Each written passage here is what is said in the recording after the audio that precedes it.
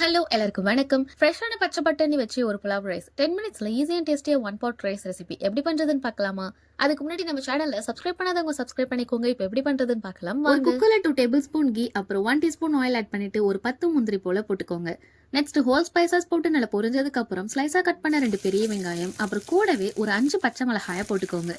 ஏன்னா இதுல எந்த மசாலாவும் ஆட் பண்ண போறது இல்ல. இதுல கிரீன் சில்லியோட ஸ்பைசினஸே கரெக்டா இருக்கும். கொஞ்சம் மதங்கின பிறகு சாப் பண்ண இஞ்சி பூண்டு போட்டுக்கோங்க. அப்படி இல்லைன்னா உங்களுக்கு ரைஸ் பார்க்க கொஞ்சம் கலர்ஃபுல்லா வேணும்னா இஞ்சி பூண்டு நீங்க அரைக்கும் போதே அதுல கொஞ்சமா நீங்க புதினாவை ஆட் பண்ணிக்கோங்க. கிரீனிஷா பார்க்க சூப்பரா இருக்கும். நெக்ஸ்ட் ராஸ்மெல் போனதுக்கு அப்புறம் ஃப்ரெஷ்ஷான பச்சை பட்டாணியை போட்டு ஒரு மிக்ஸ் கொடுத்துக்கோங்க.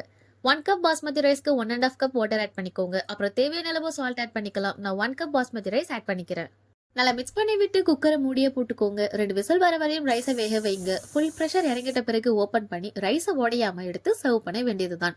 இதுக்கு சைட் டிஷ்ஷா ஆனியன் ரைத்தா வச்சு சாப்பிட்டு பாருங்க, சூப்பரா இருக்கும். ட்ரை பண்ணி பார்த்துட்டு எப்படி இருக்குன்னு சொல்லுங்க. அண்ட் நெக்ஸ்ட் ஒரு வீடியோல பார்க்கலாம். பாய்.